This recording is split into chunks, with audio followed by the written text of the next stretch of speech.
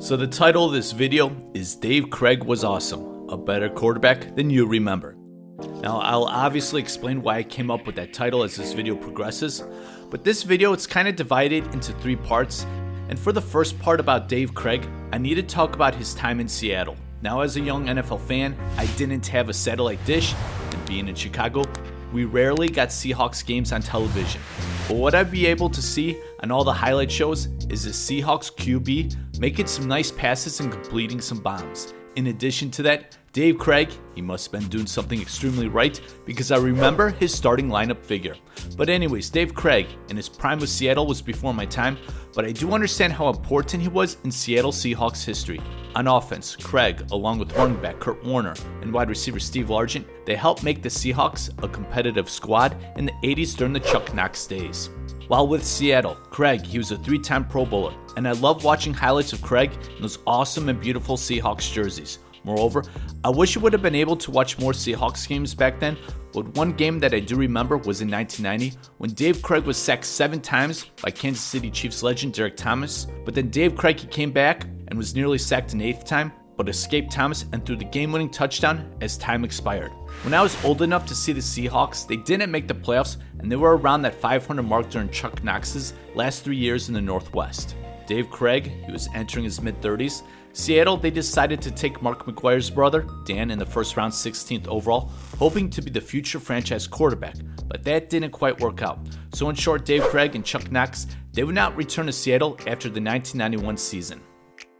So I mentioned earlier that prime Dave Krieg was before my time, and I wasn't able to get a lot of Seahawks games on TV.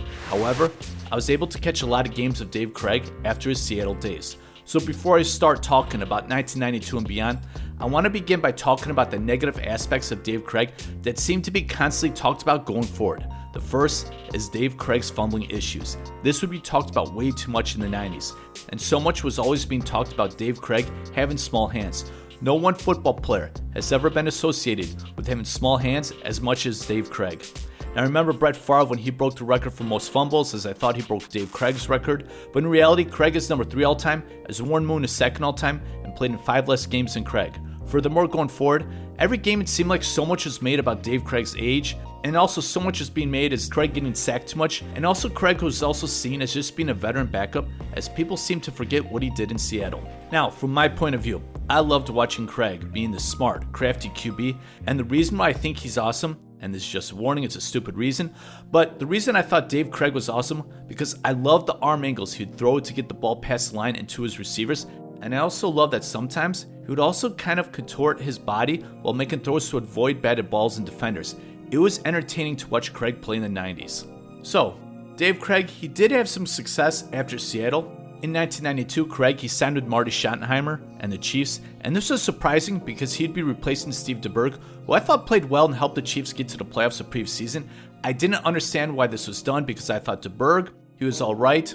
And I saw something on Chiefs.com that a front office official later admitted that Krieg was a playground guy who could make plays, scrambling, and he was smart, capable of learning an offense immediately, and very adaptable.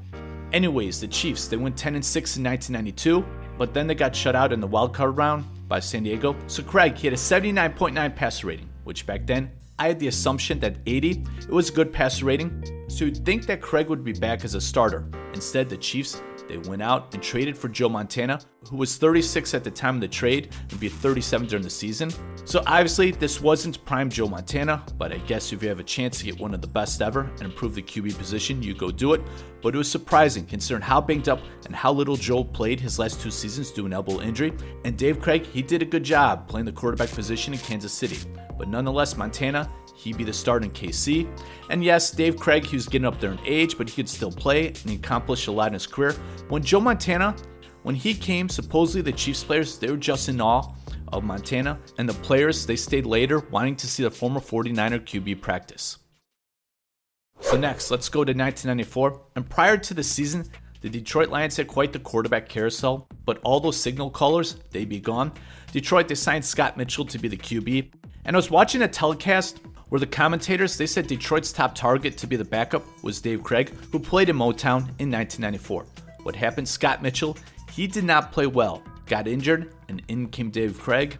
who really played well as Detroit. They went 5-2 in his 7 starts to end the season. Thus, Detroit, they made the playoffs with a 9-7 record, but lost in the wildcard round to Green Bay, which was a game where Barry Sanders was held to -1 yard rushing.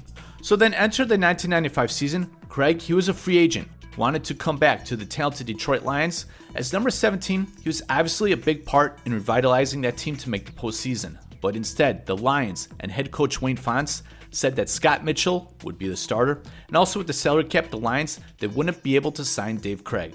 So Dave Krieg, a free agent, would be 37 years old in 1995. And what happened was that the veteran QB would sign with the Arizona Cardinals. Buddy Ryan, who was the Cardinals head coach at the time, he said, "The last half of the season, I looked at a lot of film, and there was no quarterback, including that guy out in San Francisco, meaning Steve Young, who played better football than Dave Krieg." Hence, Buddy Ryan thought very highly of Dave Krieg, thought he found his quarterback as Arizona really seemed to be a team on the rise due to how they played down the stretch in 1994. Instead, and to simply put it, the Cardinals, they were a disaster in 1995. And as for Dave Krieg, he threw a league-high 21 interceptions and was sacked a league-high 53 times. Just a brutal season for the Cardinals, as it really surprised me how poorly it went. So, with Dave Krieg about to be 38 years old, he'd get one more shot to get under center, and that would be with the Chicago Bears. Krieg, he was waived by Arizona and signed a 1-year deal with Chicago. So Dave Krieg, he'd begin as a third-string quarterback behind Eric Kramer and Steve Stenstrom. But after the 4th game, Eric Kramer would be out indefinitely with a herniated disc in his neck, and Dave Krieg would now be the Bears' starting quarterback. The Bears were at 1-3, and Krieg, he would play decently. I think this is the simplest way to put it. Krieg was playing for a Bears team in a very tough NFC Central that wasn't as talented as the other teams in that division. He helped make the Bears competitive in that tough NFC Central, as I thought Chicago, they overachieved going 7-9 in 1996. And I had to show this play. This seems like such a Dave Krieg play. Why is it a Dave Krieg play? I don't know, but this just seems like such a Dave Krieg play. Anyways, after Chicago, Krieg could play 2 more seasons with Tennessee, throwing only 23 passes, and that would be the career of Dave Krieg. So, I mentioned earlier, Dave Krieg, he's seen as like a backup journeyman quarterback with small hands who fumbled the ball a lot. Too bad gloves weren't a thing back then, as they helped quarterbacks like Kurt Warner, who had a busted up and injured hand, which helped his fumble issues, and perhaps gloves, they have helped Kenny Pickett, who seemed to have small hands. But anyways, I never got the feeling that Dave Krieg got the respect he deserved, as he wasn't just another quarterback. Even in the 90s, after his time in Seattle, he was a good quarterback and perhaps very underrated. Now, I'm not too big on a quarterback record, I'm not going to get into that, but I do want to say is that having a 19-year NFL career is impressive, and accumulating 98 victories compared to 77 losses during that span means you could contribute and play well at the toughest position at the highest level when QBs used to get beat up on much more. Now, as I mentioned earlier, prime Dave Krieg was before my time, but the Dave Krieg I was able to see in his mid to late 30s, he was fun to watch. He was a good quarterback, and although there seemed to be more negativity around his game than the positive aspects, I liked how he played the position with his heart, intelligence, and toughness, and I loved some of those throws. Dave Krieg was a better quarterback than what people remember. Thank you so much for watching this 90s sports video. I greatly appreciate it. Don't forget to subscribe, like, share, check out the links below like Patreon. Thank you so much.